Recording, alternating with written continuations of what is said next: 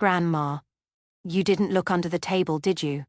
My 7-year-old granddaughter whispered it at her father's wedding, like she was afraid the room could hear her. Her fingers were shaking so badly she couldn't even hold her crayon. The music was loud. 200 people were laughing and cheering. The cake was glowing under soft lights like nothing in the world could go wrong. But Maya's eyes were locked on the space beneath our table. "Please," she said, voice cracking. "Don't let them bring dessert." I felt my stomach drop. I bent down, lifted the white tablecloth, and saw a folded note taped underneath, right where she'd been sitting. I ripped it off, unfolded it, and my heart stopped, because whoever wrote it wasn't playing a prank. They were giving instructions, and the words were meant for my granddaughter. In that moment, I realized something terrifying. Someone in that ballroom didn't come to celebrate a wedding. They came to ruin a child's life. And when I stood back up and looked around at all those smiling faces, I knew the truth was going to be worse than the note, because the person who did it wasn't a stranger. They were close enough to us to know exactly where we'd be sitting, and I was about to walk back into that room and expose them, no matter whose wedding dress got stained in the process. "Grandma, you didn't look under the table, did you?" My 7-year-old granddaughter whispered it like the words were dangerous, like saying them out loud might make something worse. Her little hand was shaking so hard I could feel it through the white tablecloth. I turned my head slowly and looked at Maya. Her big brown eyes were glossy, terrified, and fixed on the space under our table like something down there was alive. "What are you talking about, sweetheart?" I asked, trying to smile even though my chest had already tightened. Maya swallowed, her chin trembling. "Please, don't let them bring dessert." The music in the ballroom grew louder. Someone laughed near the bar. Someone else clinked a glass and people cheered like the night was perfect. 200 guests, white roses everywhere, the smell of expensive perfume and warm bread. And my granddaughter was whispering like we were in danger. "Grandma," she repeated, more urgently now. "You didn't look under the table, right? I should have asked more questions first. I should have stayed calm." But something in Maya's voice, something small and broken, made me push my chair back so fast it scraped the floor. The sound was sharp, but nobody noticed. Or maybe nobody cared. I bent down and lifted the edge of the tablecloth. Under there it was dim, just chair legs and shoes and the shadowy space where a child's imagination could turn anything into a monster.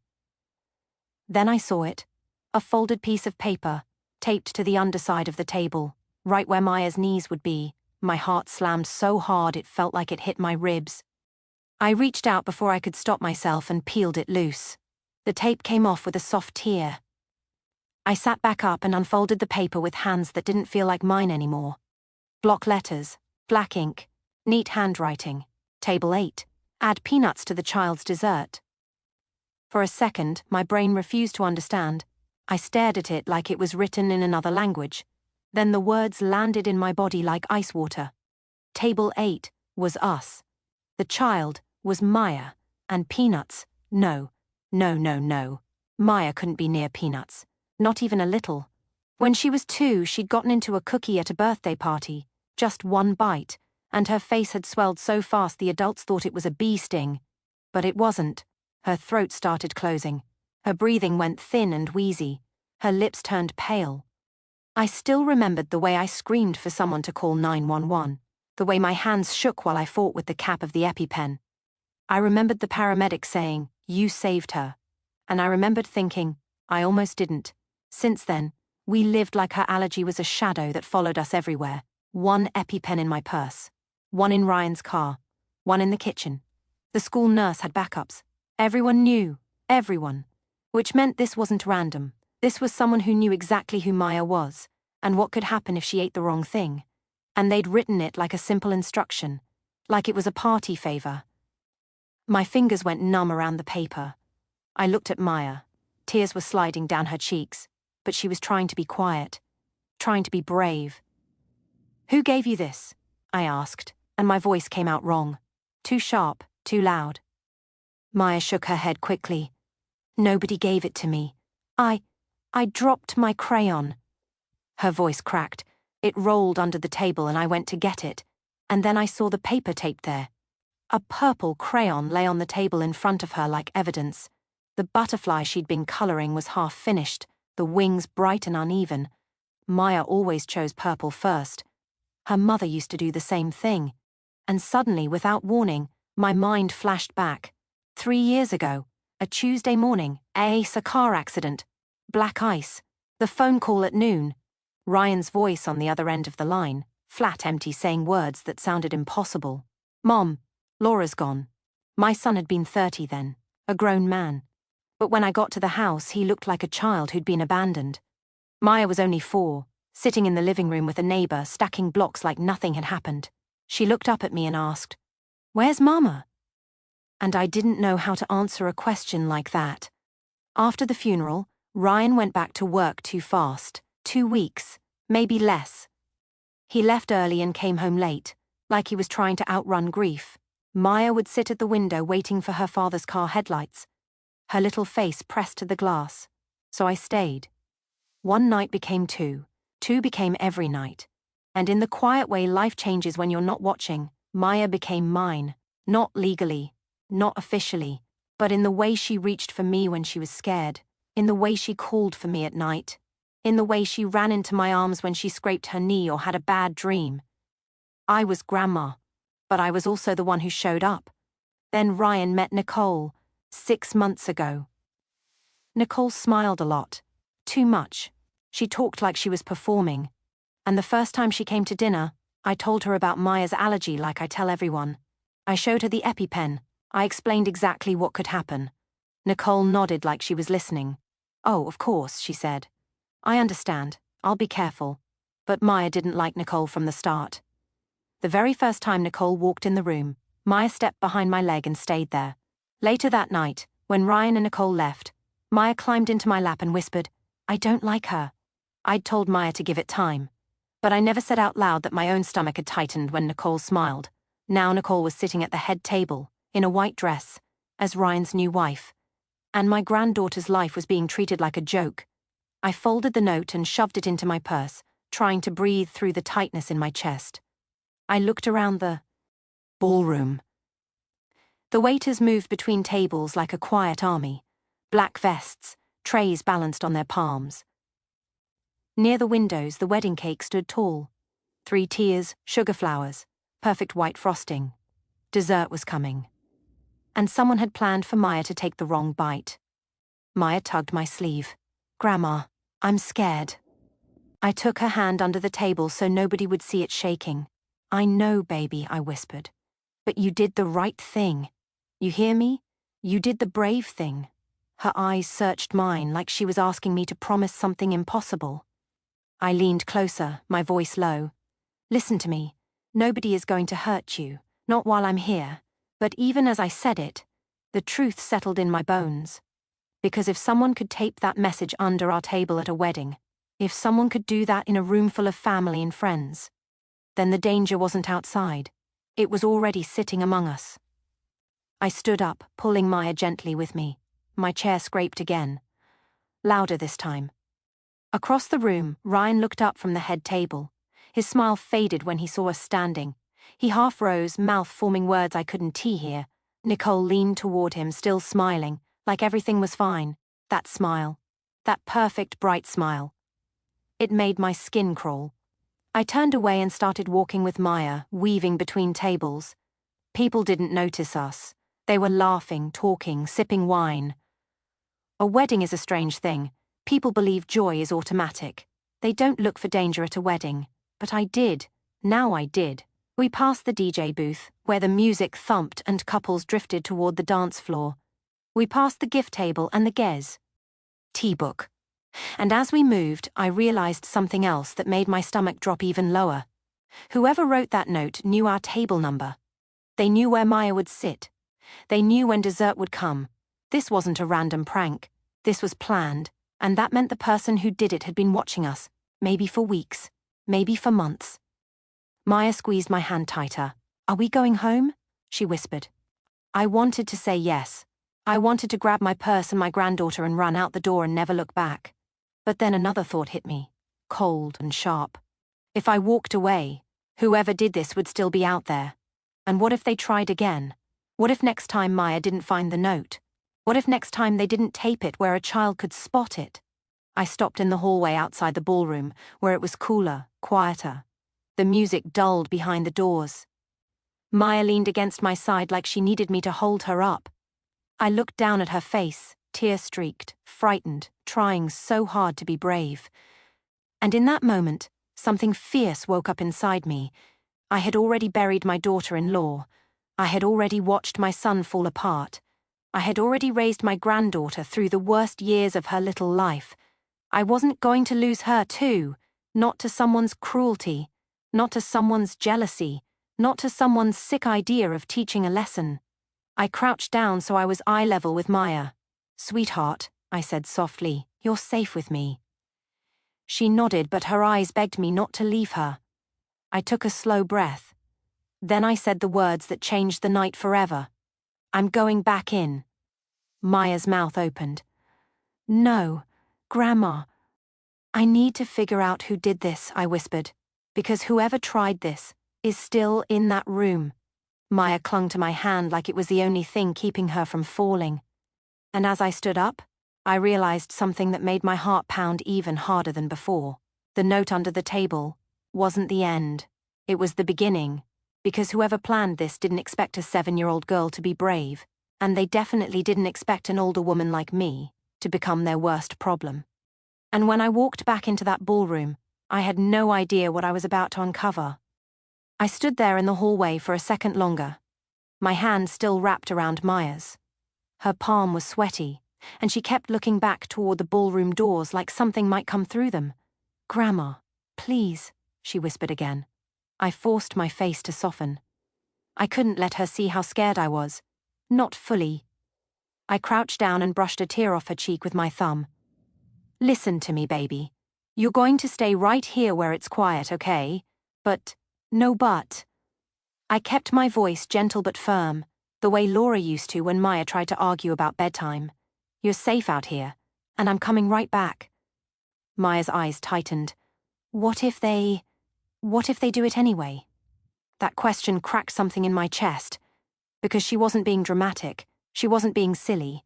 A 7-year-old child had just learned something awful, that adults could smile at a wedding while planning something cruel. I swallowed hard. "They won't, because I'm going to stop it." Her lip trembled. How? I didn't have a perfect answer. I didn't have a plan yet, just a fire in my ribs and a note in my purse. But I couldn't say that, so I said the only thing I could say, "Because you have me." Maya stared at me like she wanted to believe it more than she actually did. Then she nodded once, small and shaky. I looked around the lobby and spotted the coat check counter. Behind it sat a woman with grey hair and kind eyes, busy folding a scarf. I walked Maya over, keeping my body between her and the ballroom doors. "Ma'am," I said quietly, leaning in, "could you watch my granddaughter for a few minutes? She's not feeling well." The woman's face softened instantly. "Of course, honey." Maya climbed onto the stool behind the counter, still clutching my hand until the very last second. "Don't leave me," she whispered. My throat tightened. "I'm not leaving you. I'm stepping away for a moment." I kissed her forehead. "Stay right here. If anyone asks, you're waiting for me. Understand?" She nodded, eyes wide. Then I stood up, and as I turned toward the ballroom doors, I felt something I hadn't felt in a long time. Purpose. Not the tired purpose of laundry and school lunches and doctor appointments. Something sharper. Something protective. Something that didn't care about politeness or weddings or what people would think, because someone had written instructions to harm my granddaughter, and I was done being nice. I pushed through the ballroom doors. Noise and light hit me like a wave. Music thumped, silverware clinked. People laughed like nothing in the world could touch them. The first thing I did was scan the room, not for faces I recognized, for movement, for patterns, for anyone who looked nervous. The waiters were in motion now, weaving between tables with salads and baskets of bread. Dinner service had started, which meant dessert wasn't far behind. My eyes landed on a young waiter in a black vest balancing a tray near table 5.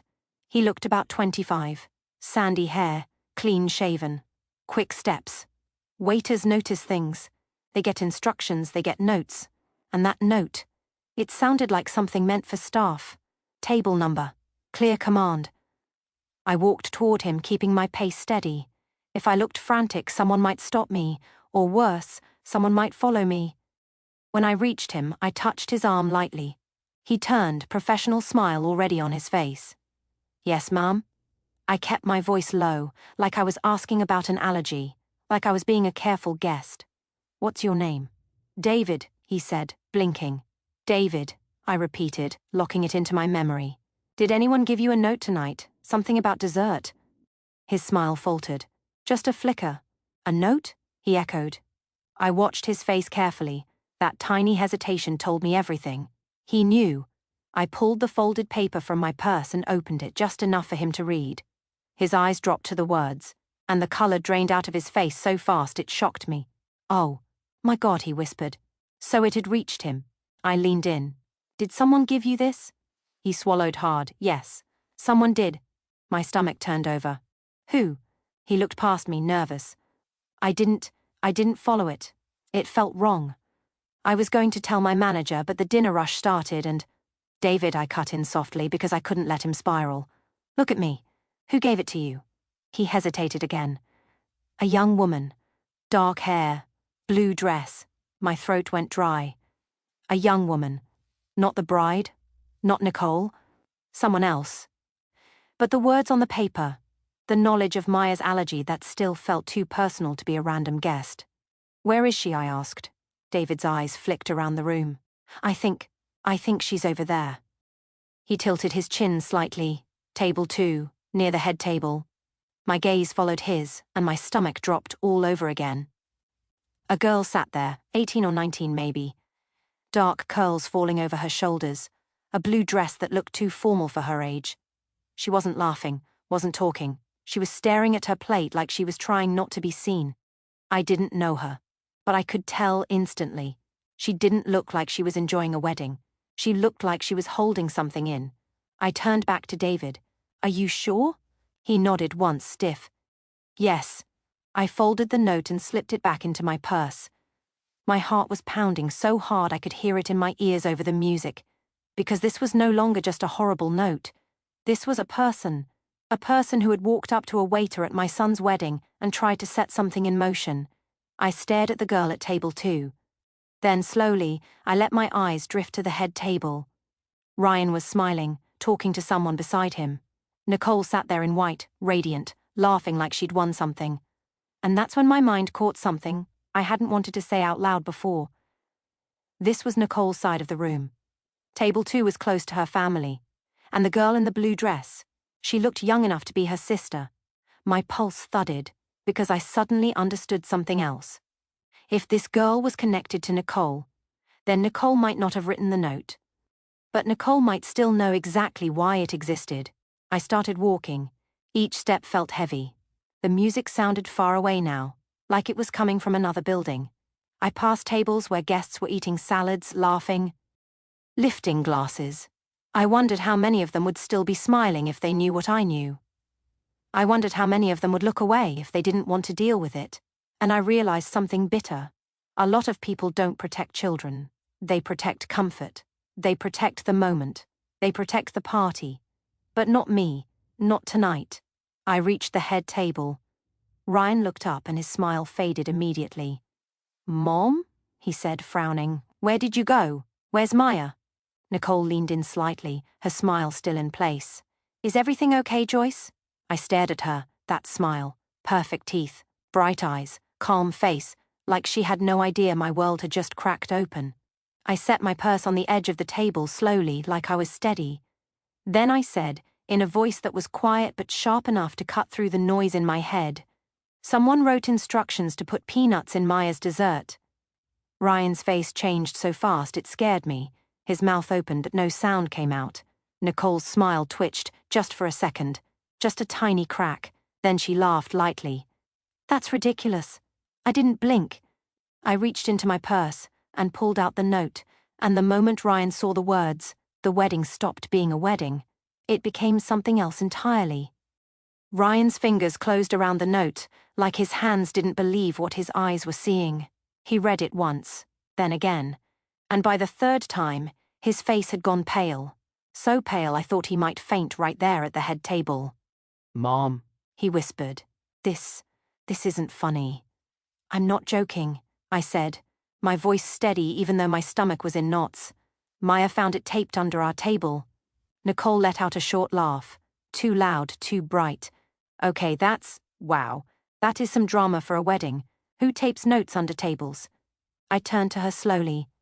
Someone who knows exactly where Maya was sitting, I said. Someone who knows about her allergy. Ryan lifted his eyes, confused and shaken. Maya's table, table 8. Yes. He swallowed hard, his lips trembling. But everyone knows about her allergy. Exactly, I said. Which means it wasn't random. Nicole's smile stayed on her face like it was glued there, but her eyes weren't smiling anymore. Her jaw tightened. This is sick, she said. Who would do something like that? I stared at her, not blinking. I was hoping you'd tell me. Nicole's head snapped back slightly. Excuse me? You heard me, I said quietly. You knew about the allergy. I told you myself. Ryan looked between us, like he couldn't tell what reality he was supposed to stand in. Nicole's voice sharpened. Are you accusing me right now, on my wedding day? I'm asking a simple question, I said. Did you write this note? Ryan's hand started shaking. He set the note down as if it burned. Mom, he rasped. Why would Nicole? Nicole stood up so fast her chair scraped the floor. That's enough, she snapped, turning toward the nearby guests who had started to look over. This woman has hated me from day one. She's trying to ruin my wedding. I didn't move. I didn't raise my voice. I didn't give her the reaction she wanted, because I'd learned something over the years. When someone gets loud, they want the room to believe volume equals truth. But it doesn't. Ryan stood up too, his body tense. Nicole, calm down. Calm down? She barked. Your mother is accusing me of poisoning your daughter. At the word poisoning, several heads snapped around. People at the nearest table stopped chewing. I felt the room shifting. The music kept playing, but the energy changed, like a storm was rolling in and only a few of us could feel the pressure dropping. Ryan turned to me, panic in his eyes. Mom, where's Maya? Safe, I said. Not in here. Nicole's eyes narrowed. Where is she? I ignored her. Then Nicole leaned closer to Ryan and said something under her breath, fast and angry. His shoulders stiffened. I knew that look. That look was him trying to decide who he was supposed to believe. His mother, or his new wife. His past, or his future. And that's when I realized something else that made my hands go cold. If I didn't handle this carefully, Nicole could turn this into a story where I was the villain. Where I was the crazy mother-in-law who couldn't let her son move on. Where I was jealous, controlling, bitter. And Maya would still be in danger. So I forced myself to stay calm. Then I reached into my purse again and pulled out my phone. Nicole saw it and scoffed. Oh, please. Are you recording me now? Is that your plan? No, I said. I'm calling someone who can confirm what happened. Ryan blinked. Who? I looked past Nicole's shoulder, scanning the floor. The waiter. David. He was near the edge of the head table area, frozen like he wished he could disappear. I raised my hand slightly and called, David? His eyes snapped to mine. I saw fear in them, not guilt. Fear. He took a hesitant step forward. Nicole's voice rose, sharp. Why are you dragging staff into this? Because staff don't lie for family drama, I thought. Because staff don't have emotional history. Because staff saw something real. David approached the head table carefully, like walking into a trap. Ryan looked at him, confused. Who is this? A waiter, I said. And he's the reason your daughter is still safe. Nicole's nostrils flared. What does that even mean? I held the note out toward David. Tell them who gave you this. David's throat bobbed as he swallowed. His face was still pale. He started, then paused, glancing at Nicole, then at Ryan. Ryan's voice cracked. Just say it. David exhaled, forced the words out. A young woman gave me that note. She said it was a surprise, that the little girl loves peanuts. A wave of murmurs rippled through the nearest tables. Nicole's face lit up for a split second, like she'd been handed an escape route. She pointed at me, voice loud and triumphant. You hear that? A young woman. Not me, not the bride. So stop accusing me. David's eyes darted to her, then back to me. I didn't look away. Was that young woman Nicole? I asked him. David shook his head slowly. No. Nicole's smile went wide again. There. End of story. But it wasn't, because David wasn't finished. He lifted a shaky hand and pointed. To her, he said. The room seemed to inhale all at once. Everyone turned in the direction of his finger. Table 2, the girl in the blue dress. She was stiff as stone now, her fork clattering onto her plate. I watched her face drain of color, and I watched Nicole's expression change, fast, confusion, then recognition, then pure horror. No, Nicole whispered. Her voice wasn't loud this time. It was small. Ryan followed the pointing hand and saw the girl too. Who is that? Nicole's lips parted, but nothing came out for a second. Then she said it, barely above a whisper. That's Jessica. Ryan frowned. Jessica? Nicole's voice cracked. My sister. The murmurs grew louder. People were whispering now, leaning across tables, trying to see. Jessica sat frozen, eyes down, as if she could disappear by refusing to look up. Ryan took a step forward, shock turning into anger. Jessica, why would she? Nicole spun toward her, sudden fury flashing through her face like lightning. Jessica, she shouted. Stand up! Tell them he's lying. Jessica flinched. Her shoulders rose like she was bracing for a slap. That reaction hit me harder than anything else, because it wasn't the reaction of a confident liar. It was the reaction of someone who was used to being bullied. Nicole's voice was sharp, almost panicked now. Tell them you didn't do this. Tell them. Jessica's lips trembled. She didn't speak. She just stared at her hands like she didn't trust them. Ryan's voice turned cold. Jessica. Did you give a waiter? That note? Jessica's eyes filled with tears instantly. She shook her head once, then stopped. Then slowly she nodded. The room erupted. Gasps. Loud whispers. Someone muttered, "Oh my God." Nicole staggered like she'd been shoved. No, she hissed. No, no, no, Jessica, you stupid. Ryan's head snapped toward Nicole. What did you just call her? Nicole stopped herself, but it was too late. Her mask had slipped. And when it slipped, I saw what was underneath. Not a sweet new wife, not a caring stepmother, just a woman who wanted control and didn't care who got hurt. Jessica started crying now, full sobs, her hands covering her face. Nicole's voice shook with rage. Stop it! Stop crying! Say it was a prank, say it was a joke. Ryan stepped forward, his body tense, his voice deadly quiet. Nicole, he said, why would your sister think to do something like that? Unless you told her to. Nicole's mouth opened. She looked around the room and realized something at the exact same time I did. Every eye was on her. And for the first time that night, Nicole's perfect smile finally broke. For a moment, Nicole didn't move. She just stood there in her white dress, frozen under the weight of 200 staring eyes, like the room had turned into a courtroom, and she just realized she didn't have a lawyer. Ryan's face had gone completely still, not confused anymore, not unsure, just cold. The way a man looks when something inside him has snapped clean in half. Jessica was still at table 2, shaking so hard her chair rattled. Her hands covered her face, and her sobs were quiet but constant, like she was trying not to make anyone angrier than they already were. Nicole finally found her voice again, but it wasn't sweet now. It wasn't warm. It was sharp. It was desperate. This is insane, she said, looking around as if she could bully reality into changing. Jessica, get up here and tell them the truth. Tell them you didn't do this. Jessica didn't move. Nicole took a step toward her sister, heels clicking hard against the floor, and I saw something ugly rise in her posture. Like she wasn't afraid of what she'd done. She was angry that she'd been caught. Ryan moved at the same time. He stepped between Nicole and Jessica so fast I almost didn't see it happen. Don't, he said, voice low. Nicole blinked. Excuse me? Don't go near her, Ryan repeated. Not right now. Nicole stared at him like she couldn't believe he'd chosen a side. Ryan, she's my sister. Ryan's jaw tightened. And Maya is my daughter. That sentence hit the room like a slap. The chatter stopped. Even the music sounded too loud now, wrong, out of place, as if the DJ hadn't realized the night had shifted into something darker.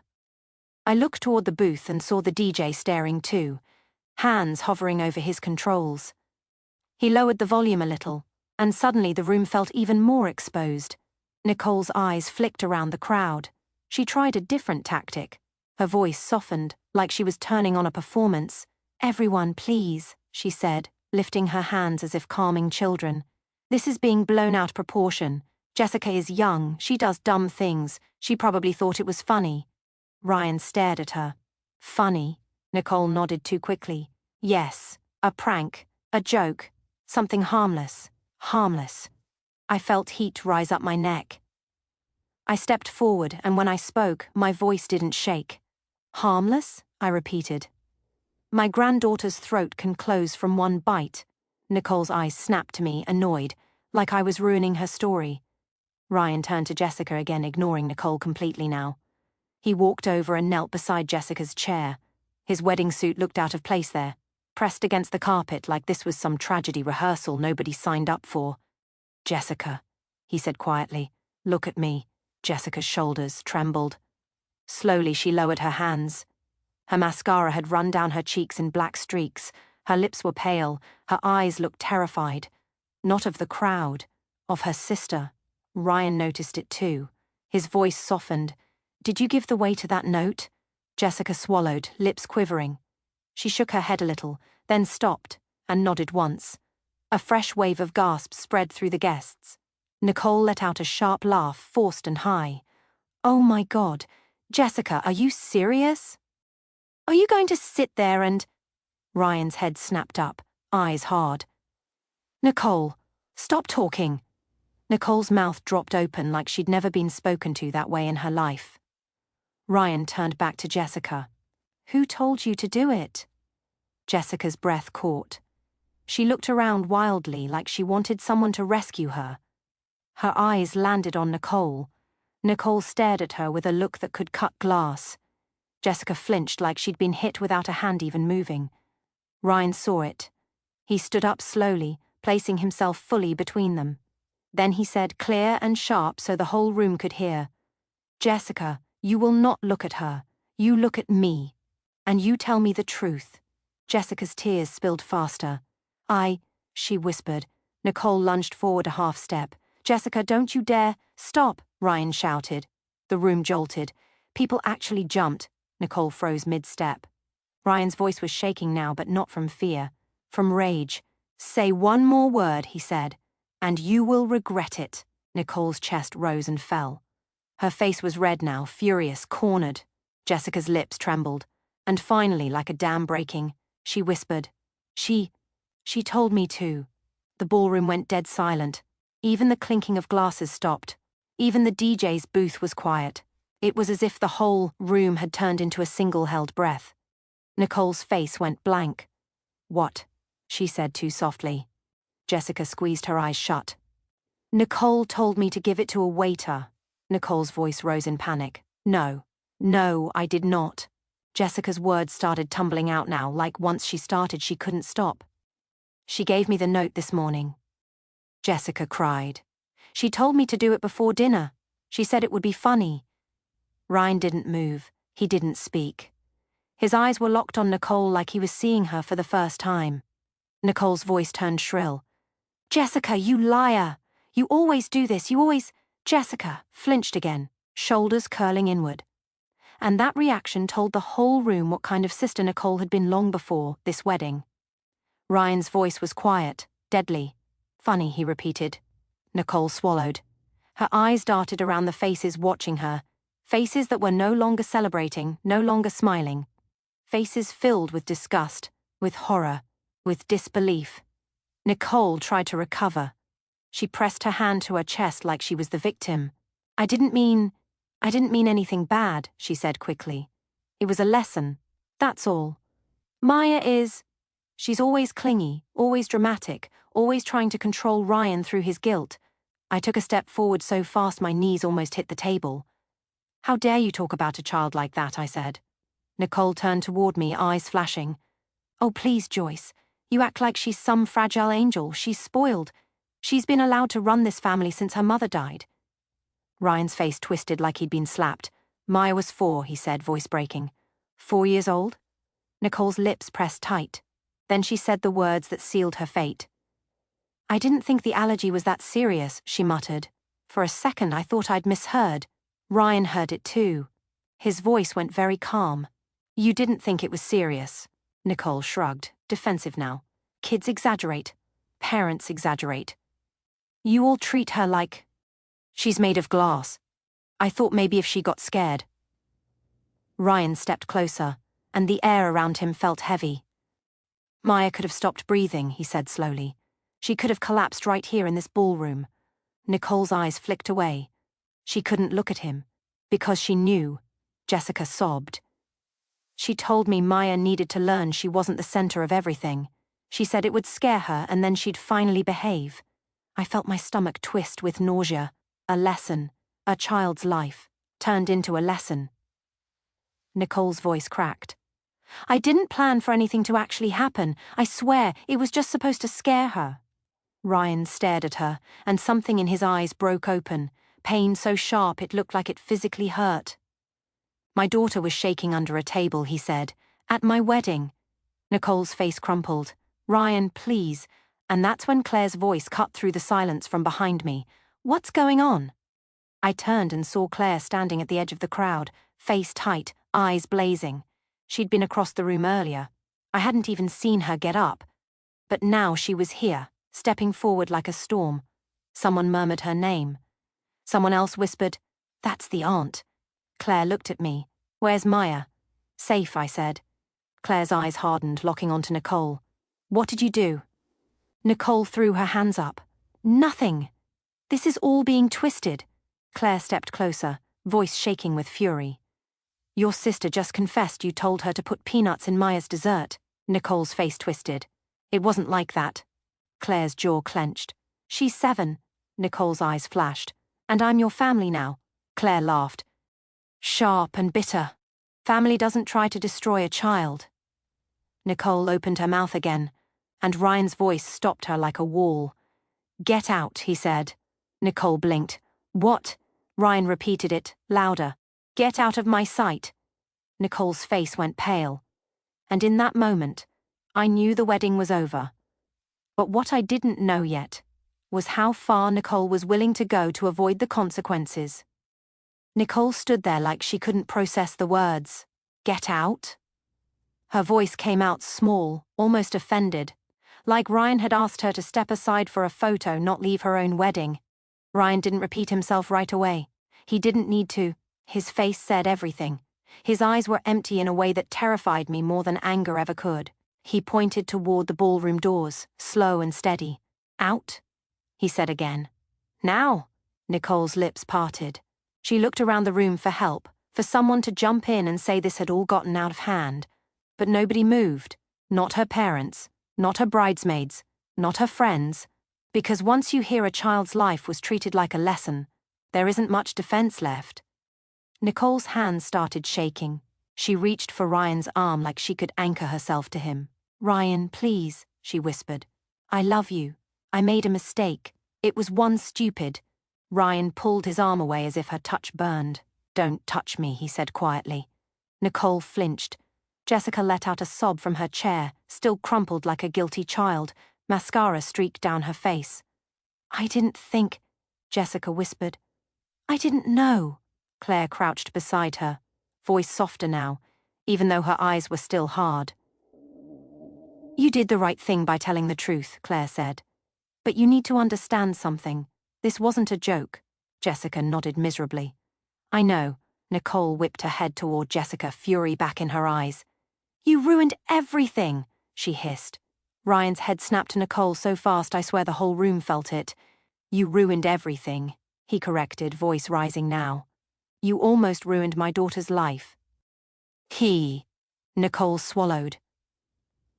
Her eyes darted toward the doors, toward escape, toward the one thing she was still good at, running from consequences. Claire stood up slowly. "There are cameras in here," she said, pointing upward to the corners of the room. "Security cameras. They'll show you giving her the note. They'll show you whispering. They'll show you watching." Nicole's face drained. Her mouth opened, closed. For a second she looked like she might faint. Then her eyes narrowed like a trapped animal. She turned toward Ryan, voice suddenly sweet again, pleading, "Ryan, don't do this. Everyone's watching. Let's just go talk somewhere private. We can fix this." Ryan didn't move. Nicole stepped closer anyway, hands lifted like she was trying to calm him. "I can explain." Ryan took one step back. "No," he said. His voice was flat now. "Final." Nicole's eyes glistened. She tilted her head, trying to make herself look fragile, wronged. "You're going to throw me away because of a misunderstanding." Ryan stared at her. "It's not a misunderstanding when my daughter could have stopped breathing." Nicole's face twisted. "I didn't think—" "Exactly," Ryan snapped. "You didn't think. You didn't care. You only cared about winning." The word winning echoed in my head. Because that's what this was, wasn't it? Nicole didn't want a family. She wanted control. And Maya, sweet, shy Maya, wasn't a child to her. She was competition. Nicole looked around again, panic rising. She realized nobody was going to save her. So she did what people like her always do when they're cornered. She ran. She grabbed her purse from the back of her chair with shaking hands. Her veil slid sideways. Her white dress brushed against the tablecloth as she stumbled. And then she turned and pushed through the crowd. Heels clicking hard, fast, frantic. People stepped aside like she was contaminated. The ballroom doors slammed behind her, rattling the glass. For a moment, nobody moved. The music had fully stopped now. The DJ's hands hovered, unsure what to do. The cake sat untouched near the windows like a cruel joke. The head table, beautiful, decorated, perfect, looked like a stage after the actors had forgotten their lines. Ryan stood in the middle of it all like a man who'd just realized his life almost shattered completely. He lifted a hand and pressed his fingers to his forehead. Then he whispered, barely audible, "Where's Maya?" I stepped closer and touched his arm gently. "At the coat check," I said. "She's safe." Ryan's shoulders sagged like his bones had suddenly turned to sand. He nodded once. "I need to see her." Claire moved beside me, voice clipped.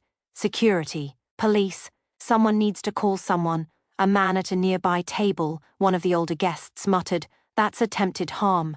You can't just let her leave." People started talking all at once now, the shock turning into anger. Someone said, "Call the venue manager." Someone else said, "Where are her parents?"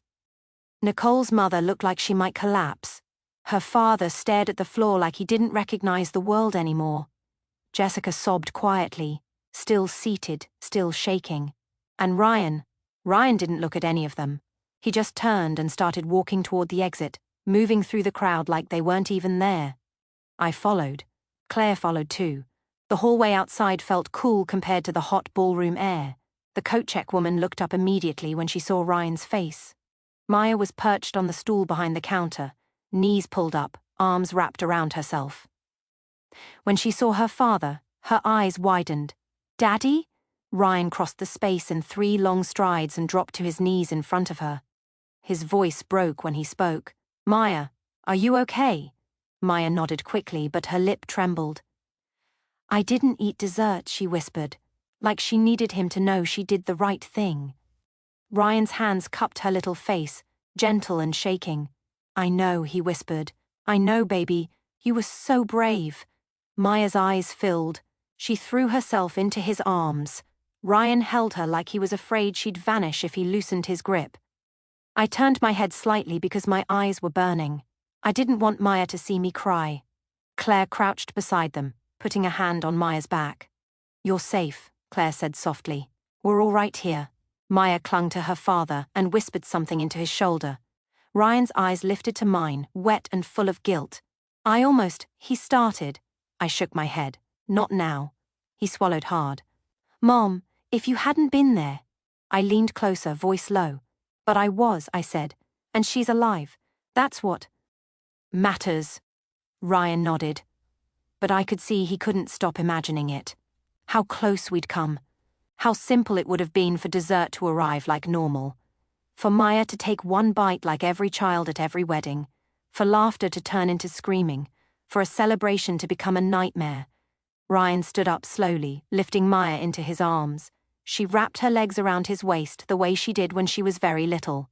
"Can we go home?" she whispered. Ryan kissed her hair. "Yes," he said. "We're going home." We walked out into the parking lot under the evening sky, the air cool against my face. Behind us, the wedding venue still glowed with warm light, like it didn't know what had happened inside. Ryan's car was parked near the entrance. He buckled Maya into the back seat himself, hands careful, as if she might break. Then he stood outside the open door for a long second, staring at her like he was memorizing her alive. Finally, he shut the door gently and turned to me. His voice was raw. "Mom," he said, "I didn't see it." I looked at him. "You were grieving." He shook his head hard. "That's not an excuse." "No," I agreed. "But it's the truth." He swallowed. "I brought danger into my daughter's home." Claire stepped up beside us. Her face had softened, but her eyes were still fierce. "She tried to take control," Claire said. "She thought Maya was in her way." Ryan stared at the ground. "I'm going to fix this." I nodded. "You will." We got into the car. Maya fell asleep within minutes, her head resting against the window, her breathing slow and even. Ryan drove with both hands locked on the steering wheel, like letting go would mean losing control. L of everything. The streetlights passed in steady rhythm. No one spoke for a long time. Then quietly Ryan said, "Tomorrow I'm calling a lawyer." "Good," I said. "And security footage," Claire added. "We'll get it." Ryan nodded once. "And Nicole?" His jaw tightened. "She will never come near my daughter again." I watched Maya sleeping in the back seat. Her small chest rising and falling, her purple crayon stains still faint on her fingers. And I thought about how close we'd come to losing her because someone wanted to teach a lesson. Some people think revenge is loud, that it's screaming and destroying and making a big show. But the real revenge, the kind that matters, is making sure someone like Nicole never gets the power to hurt your child again. And as Ryan drove us home that night, I knew one thing for certain: this wasn't the end of the story. It was the moment our family stopped surviving and started fighting back.